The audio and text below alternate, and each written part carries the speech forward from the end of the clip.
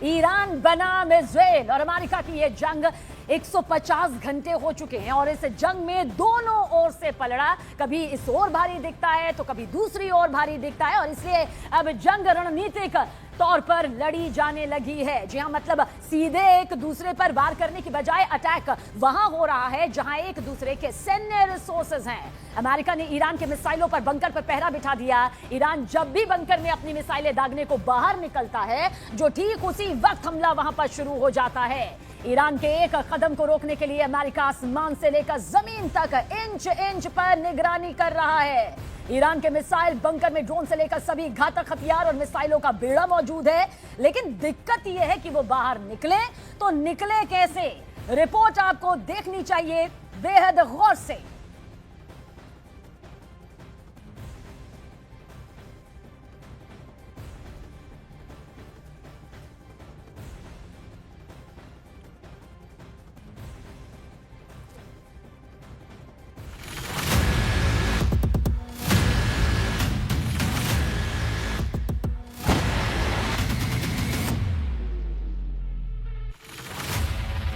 America Israel के निशाने पर ईरान का बंकर सिटी।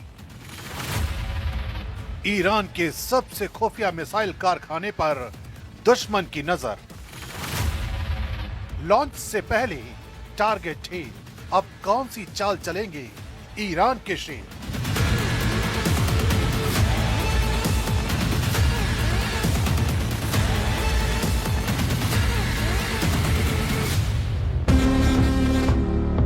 ईरान की मिसाइलों को उसकी असली ताकत माना जाता है। इन्हीं मिसाइलों से ईरान ने अमेरिका और इजराइल को गहरे जख्म दिए हैं।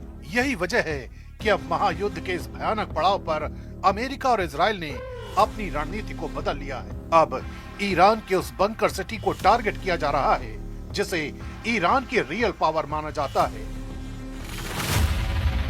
ईरान की बंकर सिटी दरअसल पहाड़ों के अंदर बने विशाल सुरंग नेटवर्क हैं, जिन्हें ईरान ने पिछले 2 दशकों में तैयार किया है। इन सुरंगों में बैलिस्टिक मिसाइलें, लॉन्चर और ईंधन तक सुरक्षित रखा जाता है। कई बंकर इतने गहरे हैं कि सामान्य बमों से उन्हें नष्ट करना मुश्किल माना जाता है।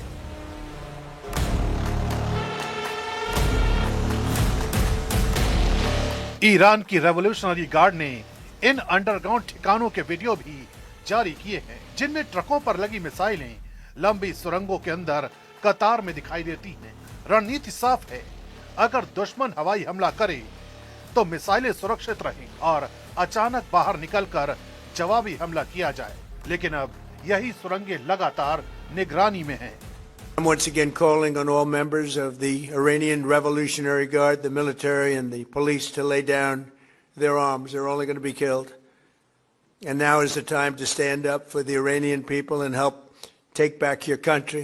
You're going to have a chance after all these years to take back your country. Accept immunity. We'll give you immunity. America और इजराइल ने इन बंकर सिटीज को खोजने के लिए हाईटेक निगरानी तंत्र तैनात किया है। सैटेलाइट, ड्रोन और निगरानी विमान लगातार उन इलाकों पर नजर रखते हैं जहां से मिसाइल लॉन्च हो सकती है। जैसे ही किसी सुरंग का दरवाजा खुलता है या लॉन्चर बाहर आता है, तुरंत टारगेट बना लिया जाता है।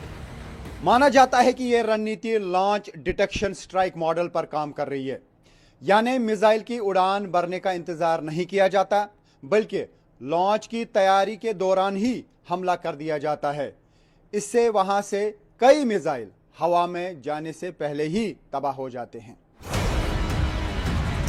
रिपोर्ट के मुताबिक युद्ध के शुरुआती दिनों में ईरान ने बड़ी संख्या में मिसाइलें दागी, लेकिन कुछ ही समय बाद हमलों की रफ्तार अचानक कम हो गई।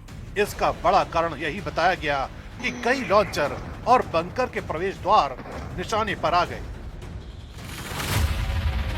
कुछ जगहों पर बंकर बस्टर हथियारों से सुरंग के मुहाने को ही नुकसान पहुंचाया गया, जिससे अंदर मौजूद मिसाइलें बाहर नहीं निकल पाईं। यानी हथियार मौजूद होने के बावजूद उनका इस्तेमाल मुश्किल हो गया। सैन्य विशेषज्ञों का मानना है कि मिसाइलों की संख्या से ज्यादा महत्वपूर्ण लॉन्च प्लेटफॉर्म होते हैं और वही लगातार निशाने पर हैं। ईरान ने अपनी मिसाइल सिटीज को इसलिए बनाया था ताकि दुश्मन के लिए उन्हें ढूंढना लगभग असंभव हो। ये सुरंगें अक्सर पहाड़ी इलाकों में कई किलोमीटर लंबी होती हैं और इनमें कई निकास द्वार होते हैं, लेकिन आधुनिक निगरानी तकनीक ने इस रणनीति को चुनौती दी है। ईरान के पास अब भी बड़ी संख्या में बैलिस्टिक मिसाइलें मौजूद होने का दावा किया जा रहा है, लेकिन असली चुनौती उन्हें सुरक्षित तरीके से लॉन्च करना है। जब हर संभावित लॉन्च साइट पर निगरानी हो और सुरंगों के मुहाने तक निशाने पर हो, तो रणनीति बदलनी पड़ती है। यही वजह है कि बंकर सिटी की कहानी अब सिर्फ ताकत की नहीं बल्कि चुनौती की भी बन गई है।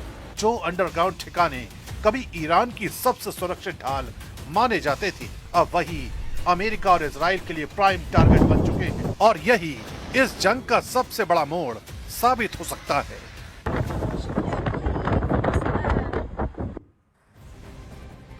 और आइए अब बात करते हैं ईरान के मिसाइल पावर की। ईरान के पास छोटे से लेकर लंबी दूरी तक मार करने वाली बैलिस्टिक और क्रूज मिसाइलों का बहुत बड़ा जखीरा मौजूद है। और देखिए, यही जखीरा जो है वो उसे युद्ध के मैदान पर टिका भी रहा है। करीब 300 किलोमीटर की रेंज में ईरान के पास शहाब 1 और फतेह 110 यानी कि 110 जैसी दो प्रमुख मिसाइलें मौजूद है और ये दोनों बेहद ताकतवर है। 500 किलोमीटर रेंज कैटेगरी में राद 500, शहाब 2 और फतेह 313 तीन मिसाइलें मौजूद हैं। इसके अलावा फेरिस और भी लंबी है। 600 किलोमीटर रेंज में ईरान के पास कुर्द 1 मौजूद है। 700 किलोमीटर रेंज का जिक्र करें तो याइली और जोल्फायर जो है वो 2 उसके पास मिसाइलें यहां पर मौजूद है। साथ ही 800 किलोमीटर रेंज में कियाम 1, 1000 किलोमीटर की रेंज में कद्र 380 और साथ ही 1300 किलोमीटर की रेंज में शहाब 3 मौजूद है। फेरिस और ज्यादा लंबी है, ताकतवर है। 1450 किलोमीटर की रेंज में